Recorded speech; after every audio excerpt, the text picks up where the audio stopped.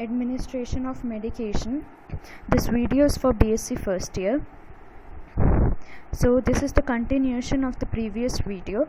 Last video में हमने पढ़ा था different systems of different conversion measuring systems. उसमें हमने पढ़ा था कि मेजरमेंट के सिस्टम्स में मेट्रिक सिस्टम, हाउसहोल्ड सिस्टम और एपोथेकेरी सिस्टम. अब हम पढ़ेंगे कि इन सिस्टम्स में कन्वर्ट कैसे करते हैं. या तो एक ही सिस्टम का कन्वर्शन भी कर सकते हैं या फिर सिस्टम्स के बीच में कन्वर्शन भी कर सकते हैं. तो conversion within one system भी हो सकता है और कन्वर्शन बिटवीन सिस्टम्स भी हो सकता है. और फिर बाद में हम देखेंगे कि ड्रग या डोसेज कैलकुलेशन कैसे करते हैं. तो conversion within one system. तो conversion within one system simple होता है. ये या तो हम किसी चीज़ से सिंपली डिवाइड करेंगे या फिर किसी चीज़ से मल्टीप्लाई करेंगे. फॉर एग्ज़ाम्पल, जब हमें मिलीग्राम को ग्राम में कन्वर्ट करना है तो हम डिवाइड करते हैं बाय 1000, या फिर हम डेसिमल्स को 3 पॉइंट लेफ्ट में लेकर जाते हैं. 1000 mg is equal to 1 gram और 350 mg is equal to 0.35 grams. तो हमने डेसिमल्स को क्या किया, 3 पॉइंट्स लेफ्ट में ले गए या 350 को डिवाइड कर दिया 1000 से. तो जब हम डिवाइड करेंगे 1000 से हमें 0.35 आएगा. और जब ग्राम को mg में कन्वर्ट करना होगा तो हमें मल्टीप्लाई करना होगा विथ 1000. तो अगर 0.35 को मल्टीप्लाई करेंगे 1000 से तो 350 mg आंसर आएगा. तो या तो हमें डिवाइड करना होता है सिंपली या फिर मल्टीप्लाई करना होता है when we are converting within one system. Gram और मिलीग्राम मेट्रिक सिस्टम में आता है. तो ये एक ही सिस्टम के कन्वर्शंस है. अब जब हम कन्वर्ट करते हैं बिटवीन सिस्टम्स, दो अलग अलग सिस्टम्स में जब कन्वर्ट करते हैं तो उसके लिए हमें याद रखना पड़ता है, कुछ चीज़ें हमें याद रखनी पड़ेगी. And with the help of this table will be able to convert. One quart का मतलब होता है 1 लीटर. वन पिंट का मतलब होता है 500 मिलीलीटर. वन कप होता है 240 मिलीलीटर्स. वन फ्लूइड आउंस या ओजेड का मतलब होता है आउंस. वन फ्लूइड आउंस का मतलब होता है 30 to 32 millilitres. One table spoon. अब ज़्यादातर हम यही बोलते हैं कि जब 5 ml हम डॉक्टर्स लिखते हैं कि बच्चों को 5 ml सिरप दें. तो 5 ml सिरप के लिए हम क्या यूज़ करते हैं, 1 टीस्पून यूज़ करते हैं. तो 1 टीस्पून का मतलब होता है 5 ml. 1 टेबल स्पून का मतलब होता है 15 ml. और 2.2 पाउंड्स का मतलब होता है 1 किलोग्राम. ज़्यादातर कन्वर्शन में यही सारी चीज़ें आती हैं. जब हमारे पास क्वेश्चंस आते हैं to convert pounds to kilogram, या फिर ऐसा होता है क्वेश्चंस में पाउंड्स में दिया हुआ होता है लेकिन हमें अपना आंसर या तो किलोग्राम में निकालना है या फिर ग्राम में निकालना है या फिर मिलीग्राम में निकालना है. तो इस हिसाब से हम कन्वर्ट कर सकते हैं. अब ये ज़्यादा डिटेल्ड में है. 1 किलोग्राम या फिर 1000 ग्राम का मतलब होता है 2.2 lb या 2.2 पाउंड्स. 30 ग्राम का मतलब होता है 1 ओज. 1 ओज मतलब 1 आउंस. 15 ग्राम का मतलब होता है 4 ड्राम. 1 ग्राम या 1000 मिलीग्राम का मतलब होता है 15 ग्रेन्स. 0.5 ग्राम या 500 mg का मतलब होता है 7.5 ग्रेन. 0.3 ग्राम या 300 mg का मतलब होता है 5 ग्रेन्स. 0.1 ग्राम या 100 mg का मतलब होता है 1.5 grain.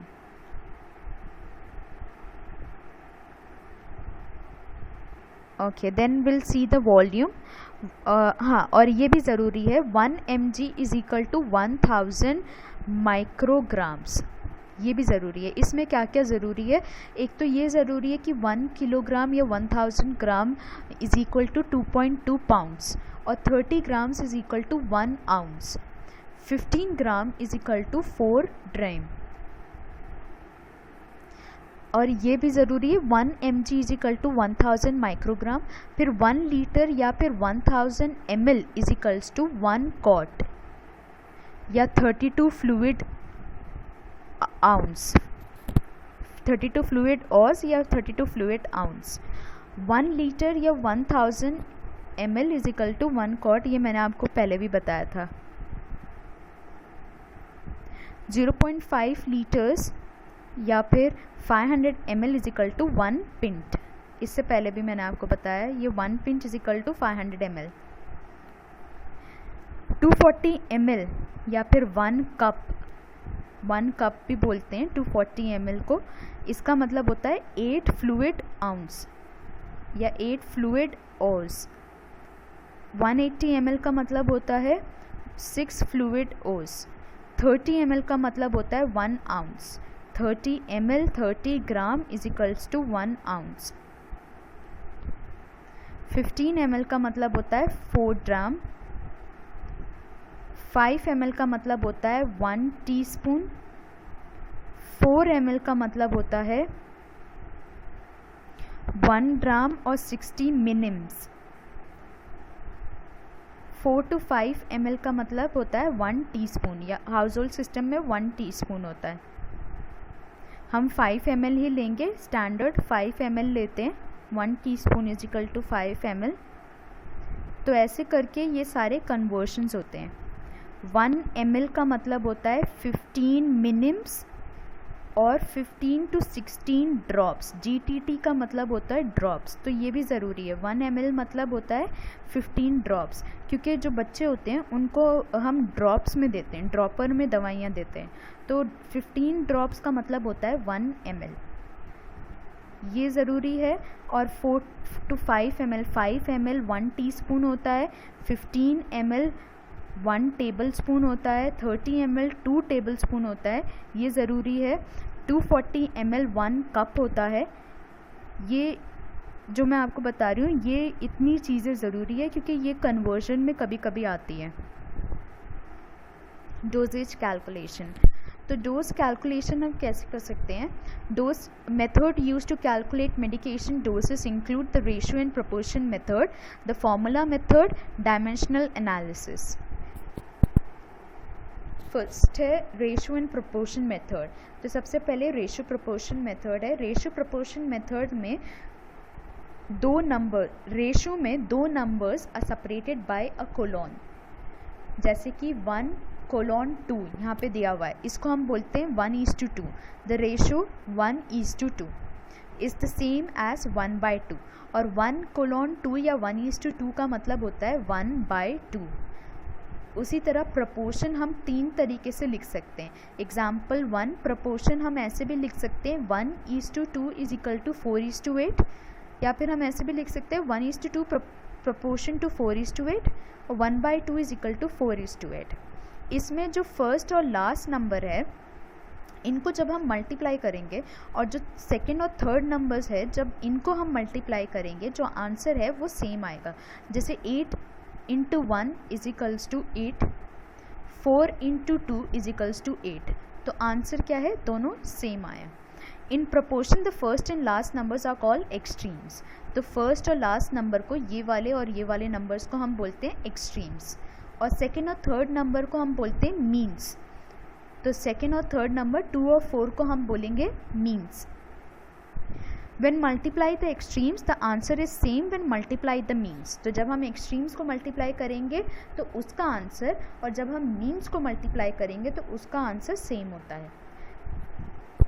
The prescriber orders 500 mg of amoxicillin to be administered in 8 hours. The bottle of amoxicillin is labeled 400 mg per 5 ml. तो ये एक क्वेश्चन है, इसमें ये दिया हुआ है कि डॉक्टर हमें बोलते हैं एडमिनिस्टर करने को 500 mg एमॉक्सिसिलिन, लेकिन जो बॉटल है एमॉक्सिसिलिन की उस पर ये लेबल दिया गया है कि 5 ml में 400 mg होते हैं और हमें 500 mg एडमिनिस्टर करना है पेशेंट को। तो हम कैसे एडमिनिस्टर करेंगे? 5 ml में 400 mg है, लेकिन हमें 500 mg एडमिनिस्टर करना है। तो इसके लिए या तो हम फॉर्मूला इस्तेमाल कर सकते हैं जो आगे मैं आपको बताऊंगी, या फिर इसको अगर हम ऐसे ही अगर कन्वर्शन करके देखें इसका, तो 400 mg डिवाइडेड बाय 5 ml अगर करो तो 1 ml में कितना mg होगा वो आ जाएगा। 400 mg डिवाइडेड बाय 5 ml अगर हम करेंगे तो that will give us 1 ml में कितना mg है, तो 80 mg होगा 1 ml में। अब 80 mg को अगर हम 500 mg से डिवाइड कर देंगे तो हमारे पास 500 divided by 80 is equal to 6.25। तो इसका मतलब है हमें 6.25 ml पेशेंट को देना होगा, and 6.25 ml will make it 500 mg of amoxicillin. तो इस तरीके से कैलकुलेट करना होता है। Calculating dose of solid medication. अब अगर हमें सॉलिड मेडिकेशंस है जैसे कि टैबलेट्स हो गई या फिर कैप्सूल्स हो गए, तो ये सॉलिड मेडिकेशंस को जब हमें कैलकुलेट करना है तो उसके लिए एक फॉर्मूला है। सबसे पहले हमें क्या करना है, convert the drug amount to the same unit and then use the formula. तो सबसे पहले ये देखना है, अब कुछ ड्रग्स तो है ग्राम में होगी, कुछ मिलीग्राम में होगी।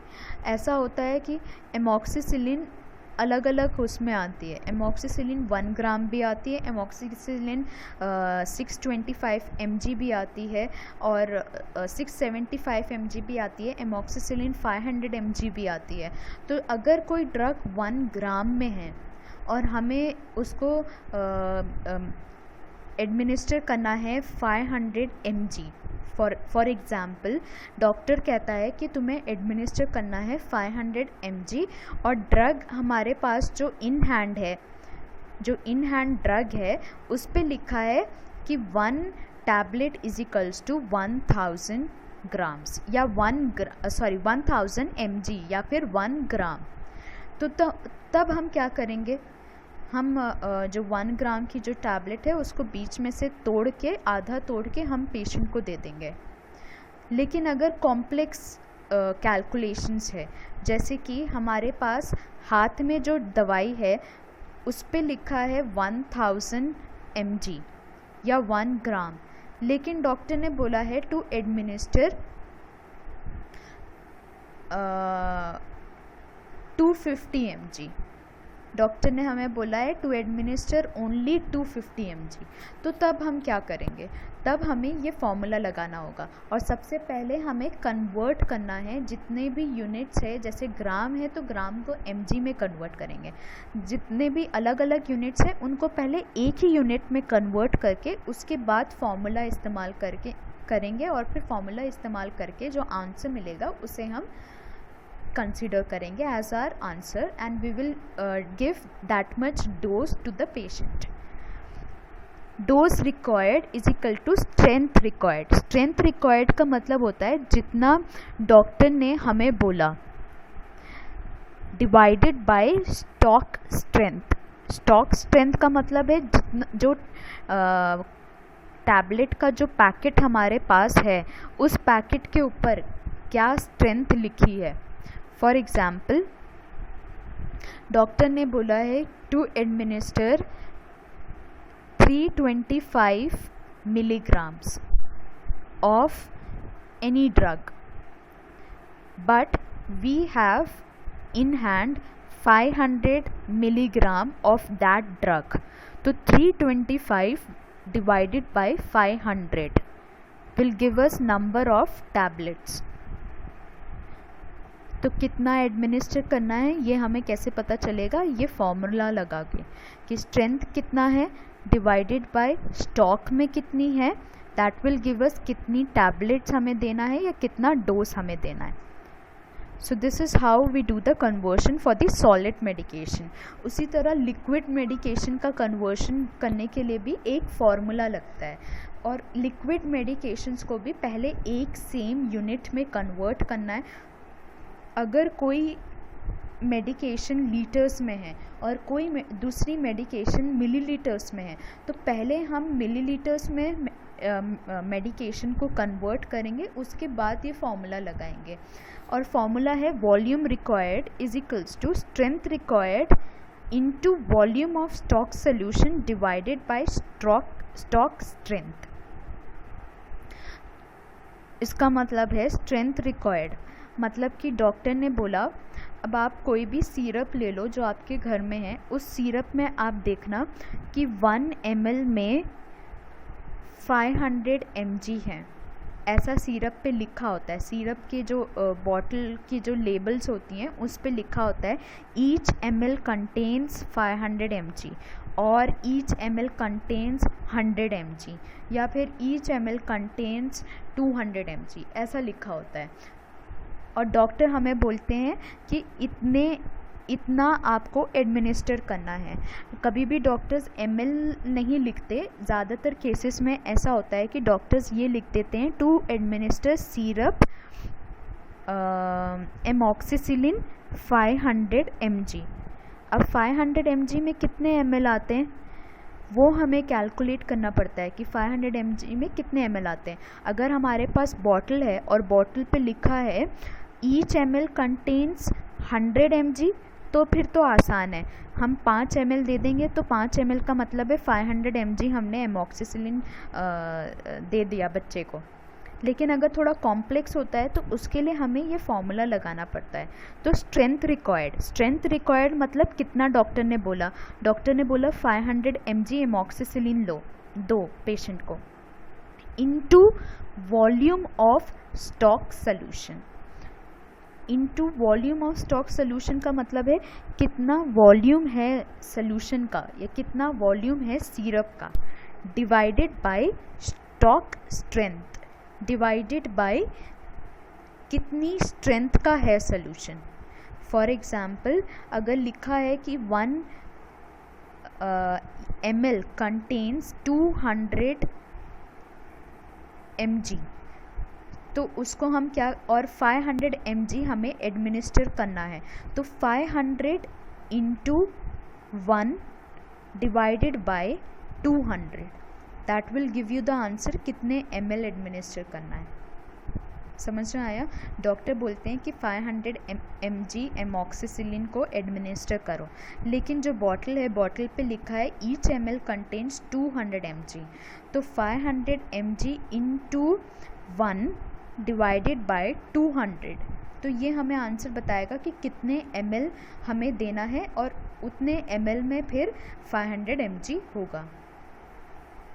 Calculating drip rate.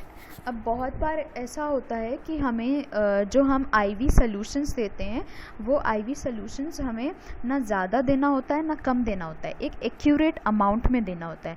अगर हम कम देंगे तो पेशेंट डिहाइड्रेशन से रिकवर नहीं हो पाएगा, और अगर हम ज़्यादा देंगे तो सर्कुलेटरी ओवरलोड हो सकता है। तो इसीलिए स्पेशली बच्चों में हमें कॉशियस रहना है और एल्डरली में हमें कॉशियस रहना है।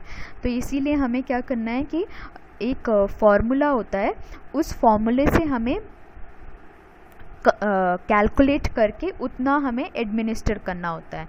सबसे पहले तो जितना भी, क्योंकि IV की बॉटल्स लीटर में होती है, ज़्यादातर 1 लीटर की बॉटल होती है IV की, तो जितना भी फॉर्मूला है उस जो भी मतलब कन्वर्शन है उस कन्वर्शन को हम मिलीलीटर में कर देंगे, लीटर से मिलीलीटर में कन्वर्ट कर देंगे, और फिर उसके बाद हम फॉर्मूला लगाएंगे। अगर लीटर में कुछ भी लिखा है तो लीटर से उसको मिलीलीटर में कन्वर्ट करके फॉर्मूला लगाएंगे। Drop per minute is equal to, drop per minute का मतलब होता है 1 मिनट में कितने ड्रॉप्स जाने चाहिए।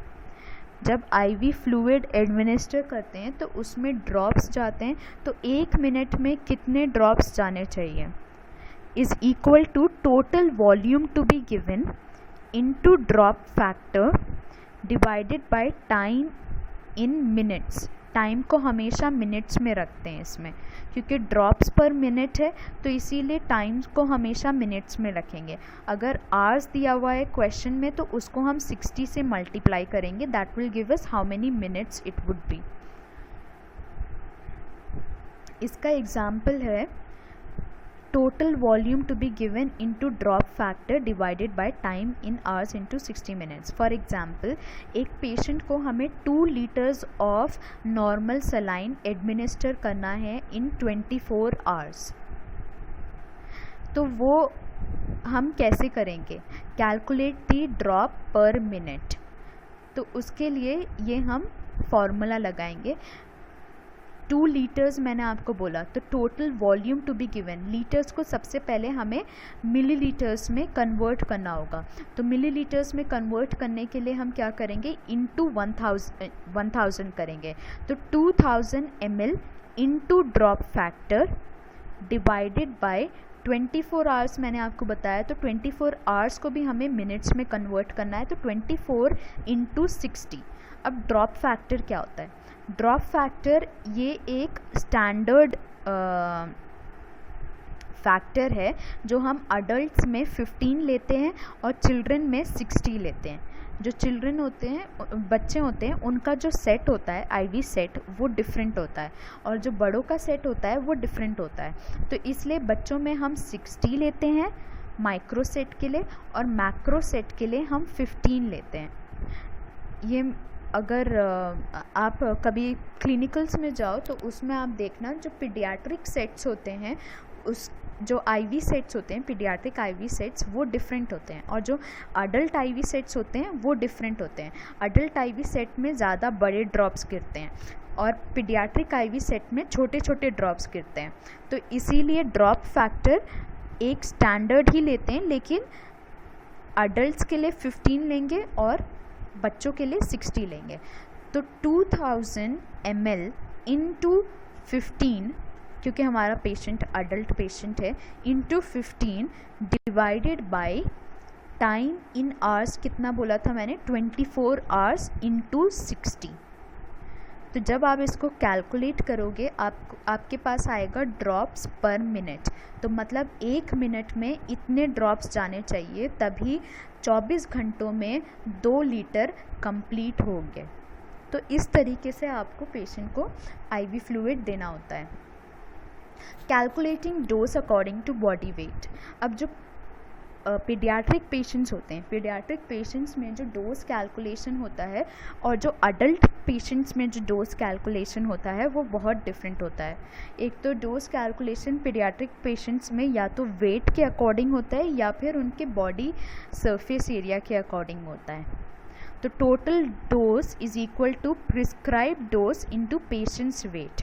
तो कभी कभी जो डोज होती है जो हम पीडियाट्रिक पेशेंट्स में देते हैं वो उनके वेट के ऊपर डिपेंड करता है, कितना वेट है बच्चे का। तो जितनी भी डोज डॉक्टर ने बोला है उसको हम उसके वेट से मल्टीप्लाई करके हमें मिलेगा कि कितना डोज उसको एक्चुअली देना है। और कभी कभी ऐसा होता है कि हमें उसके बॉडी सरफेस एरिया से कैलकुलेट करना होता है, तो तब हम क्या करेंगे? बॉडी सरफेस एरिया से मल्टीप्लाई करेंगे प्रिस्क्राइब डोज को, that will give us total dose.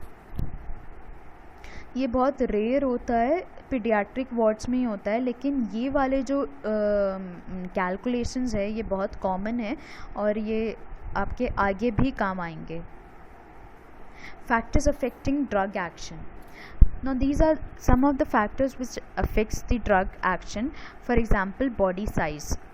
Body size affect करता है ड्रग के एक्शन को, इसीलिए हम बॉडी सरफेस एरिया को कंसिडर करते हैं कि कितना बॉडी सरफेस एरिया है, तभी हम बच्चे को डोज देते हैं। अगर हम ज़्यादा डोज दे देंगे तो उसके लिए हार्मफुल होगा, उसकी बॉडी नहीं उसको ले पाएगी, और अगर कम देंगे तो फिर वो असर नहीं करेगी। प्रेगनेंसी में भी ऐसा होता है कि बहुत सारी ड्रग्स प्रेगनेंसी में कॉन्ट्राइंडिकेटेड है। We can not give all the drugs in pregnancy. In fact pregnancy में कोई ड्रग्स लेनी ही नहीं चाहिए, only after the consultation of the gynaecologist या फिर consultation of doctor you can take medications in pregnancy. Otherwise pregnancy categories आती है ड्रग्स की। जब आप फार्माकोलॉजी पढ़ोगे नेक्स्ट ईयर तो इतना डिटेल में नहीं पढ़ोगे, लेकिन आप फार्माकोलॉजी बुक्स में पढ़ोगे pregnancy category A B C ऐसे करके कैटेगरीज होती है, जिसमें ये बताते हैं कि ये कैटेगरी में प्रेगनेंसी में ले सकते हैं, ये कैटेगरी में नहीं ले सकते हैं, ये कैटेगरी का पता नहीं है कि how it will affect on the patient, on the child. Lactation, जो मदर्स लैक्टेटिंग होती है अगेन वो भी सारी मेडिकेशंस नहीं ले सकते विदाउट कंसल्टिंग द फिजिशियन, क्योंकि जो दवाइयाँ होती हैं वो ब्रेस्ट मिल्क के थ्रू बच्चे के सर्कुलेशन में, ब्लड सर्कुलेशन में बच्चे के पेट में जा सकती हैं, और हर दवाई बच्चे के लिए सही नहीं होती, तो इसीलिए लैक्टेशन में भी हर दवाई नहीं ले सकते। पीडियाट्रिक एंड जीरियाट्रिक, एज बहुत ज़्यादा डिपेंड करता है एज पे। अब पीडियाट्रिक में भी बॉडी अच्छे से डेवलप नहीं होती, और जीरियाट्रिक का मतलब होता है एल्डरली। पीडियाट्रिक का मतलब होता है बच्चे, और जीरियाट्रिक मतलब एल्डरली, 16 अबव। 16 अबव भी आप देखो कि जो बॉडी सिस्टम्स है वो वीक होने लगते हैं, तो उनमें भी प्रॉब्लम होती है अगर हम उनको ज़्यादा डोज एडमिनिस्टर कर देंगे तो उनमें प्रॉब्लम होगी, और पीडियाट्रिक्स में भी अगर हम ज़्यादा डोज एडमिनिस्टर कर देंगे तब भी प्रॉब्लम होगी। तो एज का भी बहुत बड़ा इफेक्ट होता है on the drug action. Then genetic factors, कुछ जेनेटिक फैक्टर्स इफेक्ट करते हैं ड्रग एक्शन को, और कुछ डिजीज़ स्टेट्स भी अफेक्ट करते हैं ड्रग एक्शन को, जैसे कि किडनी और लिवर। किडनी डिजीज़ में हम बहुत सारी मेडिकेशंस कॉन्ट्रा इंडिकेट करते हैं। अगर किसी को किडनी फेलियर है तो हम बहुत सारी मेडिकेशंस उसको नहीं देंगे, बिकॉज किडनी क्या करती है, kidney helps in removing the toxic material from the body, और अगर मेडिकेशंस जब हम देते हैं तो उसमें कुछ ना कुछ टॉक्सिक मटेरियल होता है, थोड़ा बहुत टॉक्सिक मटेरियल होता है, और वो अगर टॉक्सिक मटेरियल रिमूव नहीं हो पाएगा बॉडी में से किडनी फेलियर होने की वजह से, तो वो बॉडी में ही रह जाएगा और उसकी वजह से प्रॉब्लम्स हो सकते हैं। अगर again liver helps in detoxifying, जितने भी ड्रग्स वगैरह होते हैं उसको डिटॉक्सिफाई करता है लिवर। तो अगर लिवर में प्रॉब्लम है तो भी हम बहुत सारी मेडिकेशंस नहीं देते पेशेंट्स को। रूट ऑफ एडमिनिस्ट्रेशन, अलग अलग रूट का अलग अलग तरीके से इफ़ेक्ट होता है बॉडी पर। आईवी सबसे ज़्यादा जल्दी इफ़ेक्ट करती है, लेकिन हर मेडिकेशन हम आईवी नहीं दे सकते। अगर हमने आईवी डाइक्लोफिनैक एक दवाई है, इंजेक्शन डाइक्लोफिनैक, जो हम पेन के लिए देते हैं पेशेंट को, इंजेक्शन डाइक्लोफिनैक हम आईवी नहीं देते, आईएम ही देते हैं, क्योंकि अगर हमने आईवी दे दिया तो पेशेंट को उससे बहुत ज़्यादा साइड इफ़ेक्ट वगैरह होंगे, इसीलिए हम हमेशा डिक्लोफिनैक आईएम देते हैं। और आईवी में बहुत बार ऐसा एक होता है कि जब किसी को बिना टेस्ट करे एंटीबायोटिक आईवी दे दिया तो एकदम से उसके ऊपर साइड इफ़ेक्ट्स या एडवर्स रिएक्शन दिखाई देने लगते हैं, हाइपर सेंसिटिविटी रिएक्शंस दिखाई देने लगते हैं, रैशेस आ जाएंगे और सांस लेने में दिक्कत होगी, ये सारे प्रॉब्लम्स होने लगेंगे।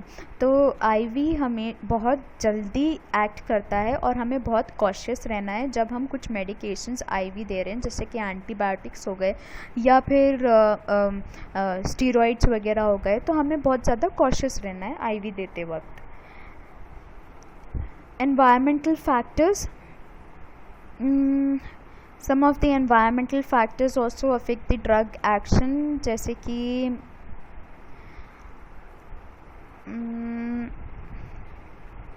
psychological factors। okay, environmental factors में भी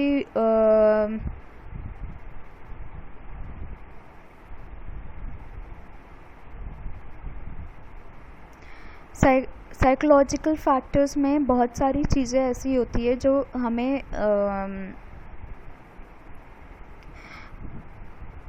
टॉलरेंस एंड रेसिस्टेंस,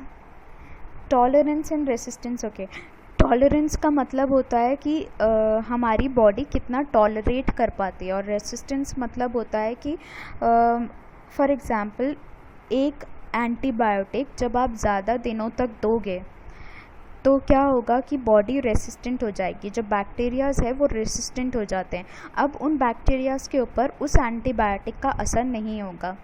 तो एंटीबायोटिक्स हमेशा बहुत कॉशियसली यूज़ करना है, कभी भी ओवर द काउंटर नहीं यूज़ कर सकते एंटीबायोटिक्स को।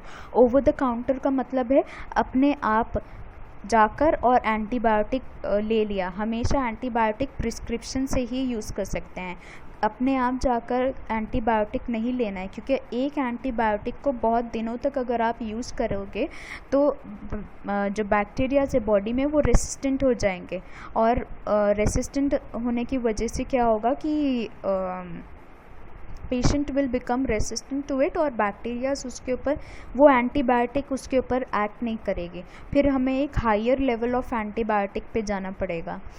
तो this is a very dangerous situation. तो इसीलिए रेसिस्टेंस हो सकती है बॉडी, और टॉलरेंस का मतलब होता है कि हमारी बॉडी कितना टॉलरेट करती है।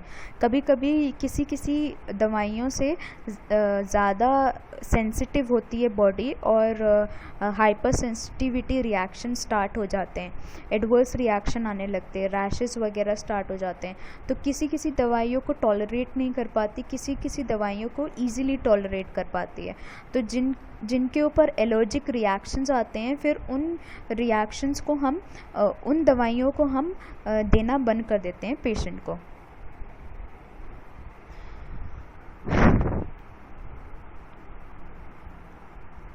Factors affecting medication action. तो फैक्टर्स, कौन कौन से फैक्टर्स होते हैं जो मेडिकेशन के एक्शन को इफ़ेक्ट करते हैं? डेवलपमेंटल फैक्टर्स, जैसे कि pregnancy, most drugs are contraindicated because of the possible adverse effect on the foetus. तो ये मैंने आपको बता दिया कि प्रेगनेंसी में बहुत सारी ड्रग्स ऐसी होती है जो हम नहीं दे सकते।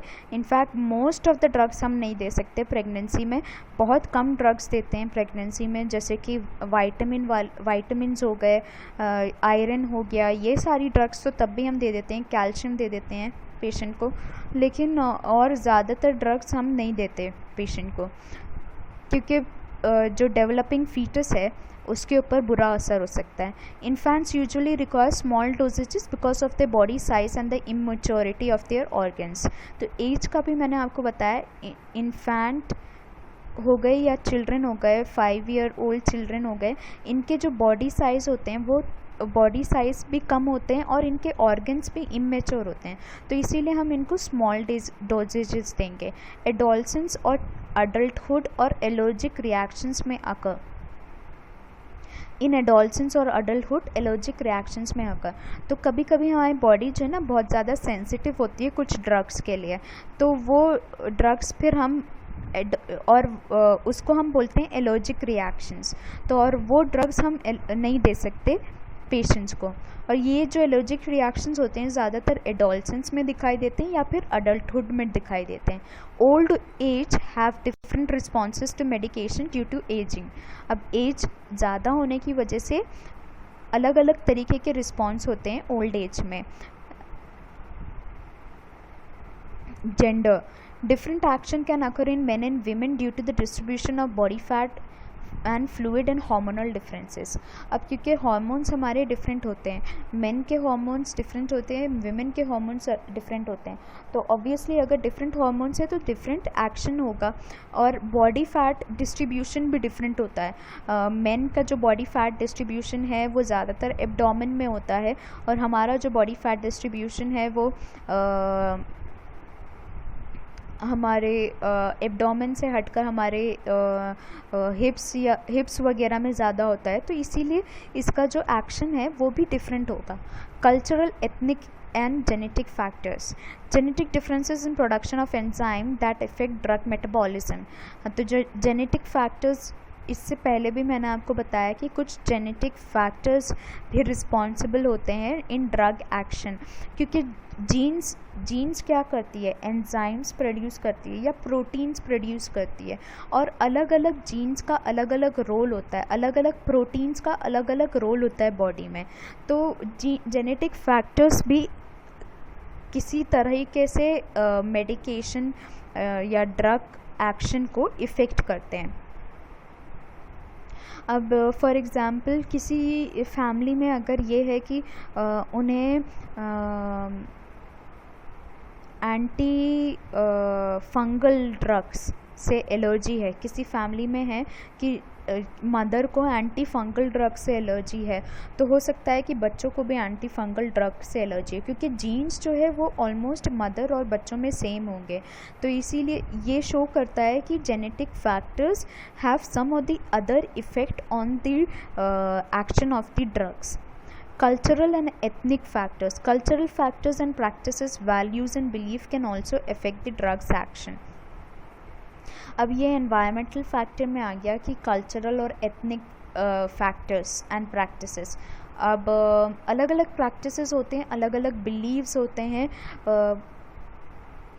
बहुत सारे अलग अलग बिलीव्स होते हैं। तो उस बिलीफ की वजह से किसी रिलीजन में कुछ बिलीव करते हैं, किसी में कुछ बिलीव करते हैं, तो उसका भी कुछ ना कुछ असर होता है ड्रग्स के एक्शन पे। Diet. Nutrients can affect the action of medication. For example, vitamin K found in green leafy vegetables can counteract the effect of an anticoagulant such as warfarin.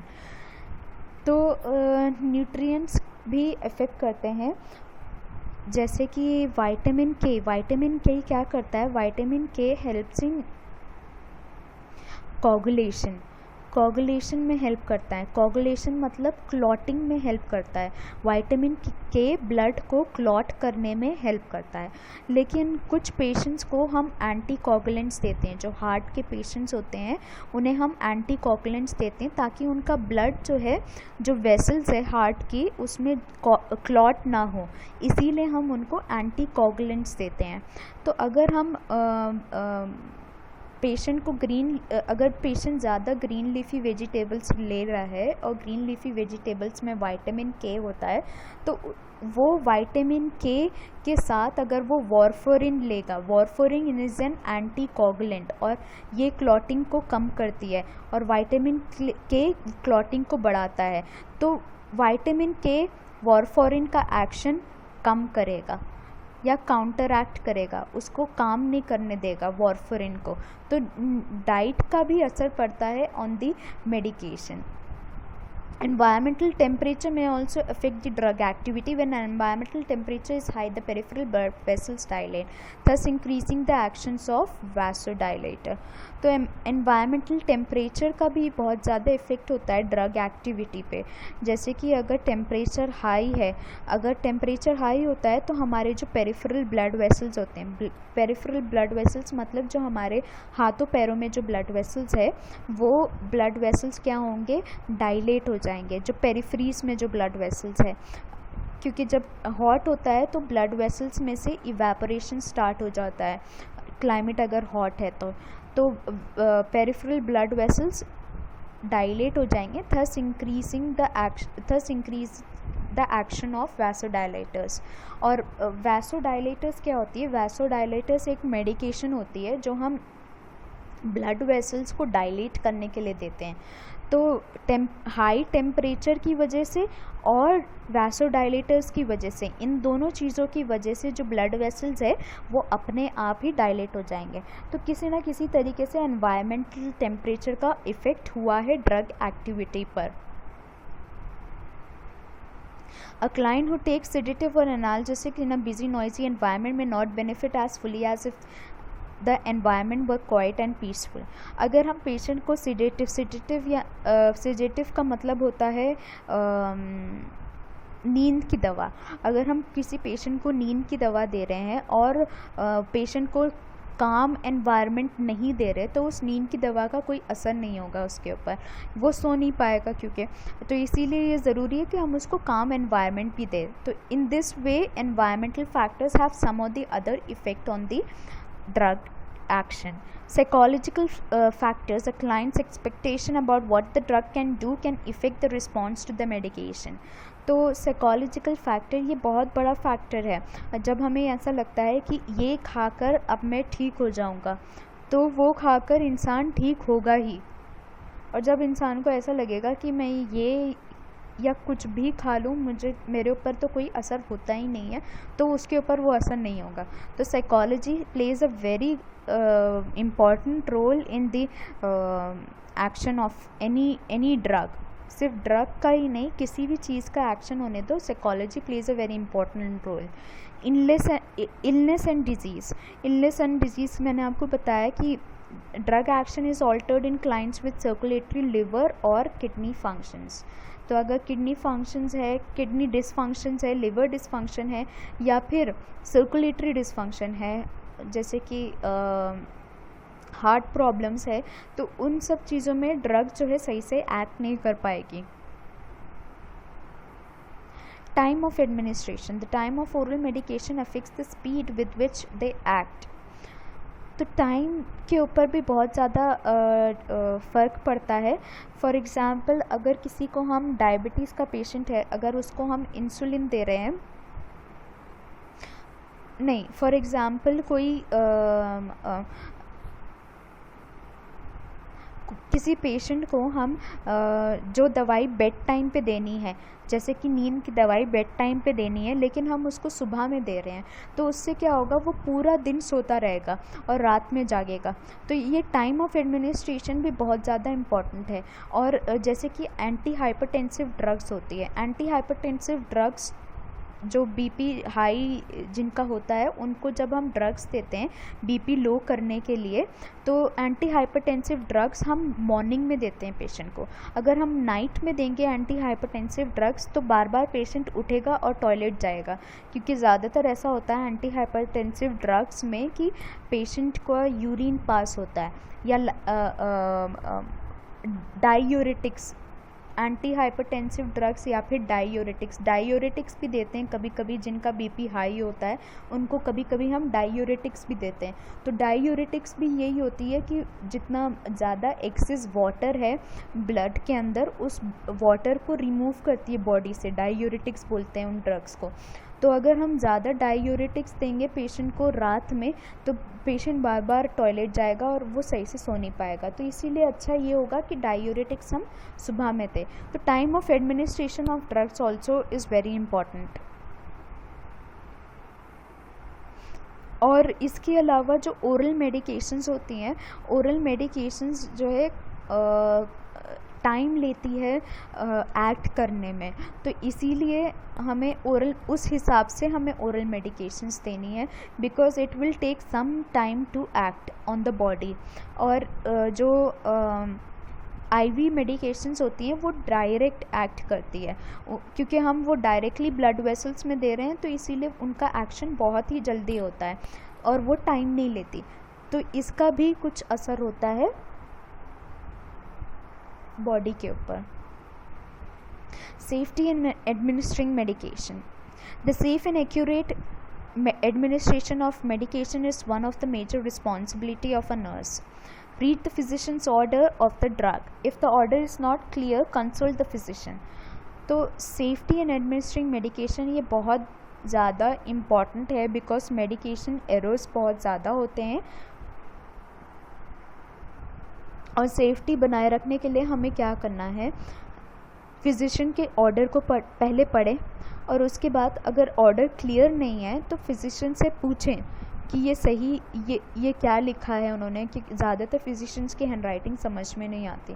तो एक बार उनसे कंसल्ट कर लें कि ये क्या लिखा है, if you are not sure about it, because this is a very big responsibility. Drug administer करना पेशेंट को, it is a very big responsibility on the head of the it is a very big responsibility on the nurses. तो इसीलिए उनका sure होना ज़रूरी है कि जो हम एडमिनिस्टर कर रहे हैं वो सही है और इतना ही हमें एडमिनिस्टर करना है। Then consider the age and weight of the patient, और अगर पीडियाट्रिक पेशेंट है तो उसका हमें वेट वगैरह भी देख लेना चाहिए। और अगर एज भी हमें कंसिडर करना है कि पीडियाट्रिक है कि एल्डरली है कि मिडिल एज है या अडल्टहुड में है या एडोलसेंस है, ये सारी चीज़ें हमें जान लेनी है। अगर हम आईवी फ्लूइड्स को एडमिनिस्टर कर रहे हैं तब भी हम वेट चेक करते हैं और एज और वेट दोनों चेक करते हैं। आईवी फ्लूइड्स में जैसे NS हो गया, RL हो गया, D5 हो गया, ये सारी चीज़ें हम एज एंड वेट चेक करके ही पेशेंट को एडमिनिस्टर करते हैं। कभी भी ये बात याद रखना कि आईवी फ्लूइड्स को जो एल्डरली पेशेंट्स होते हैं उनमें फास्ट एडमिनिस्ट्रेशन नहीं करना। हम अडल्ट पेशेंट्स को तब भी फास्ट एडमिनिस्टर कर सकते हैं, लेकिन ओल्ड एज पेशेंट्स को हम फास्ट एडमिनिस्टर नहीं कर सकते आईवी फ्लूइड्स को।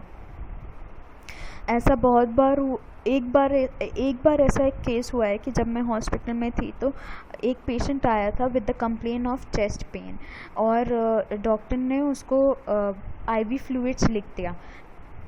पहले डॉक्टर की गलती थी कि the doctor should have been sure about कि ये चेस्ट पेन किस वजह से।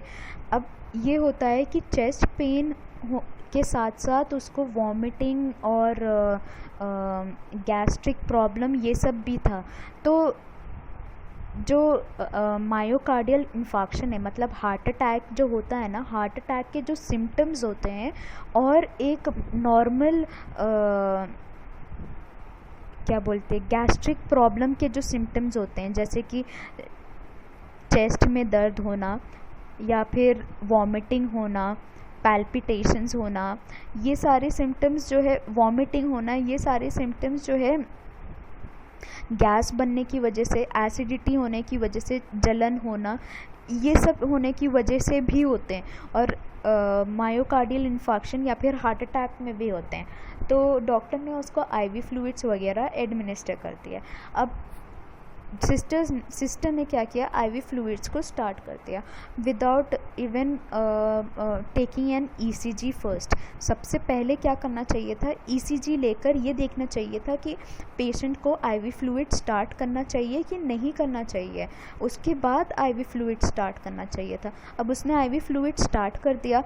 हार्ट अटैक पहले से ही है पेशेंट को, हार्ट उसका सही से फंक्शन नहीं कर रहा, फ्लूइड ओवरलोड हो गया और पेशेंट चला गया शॉक। पेशेंट एकदम से उसके वाइटल्स डाउन हो गए और पेशेंट मर गया। तो ये बहुत इम्पॉर्टेंट है कि हम ये देखें कि पेशेंट का वेट कितना है, एज क्या है, उसकी कंडीशन कैसी है, तभी हम आईवी फ्लूइड्स दे सकते हैं।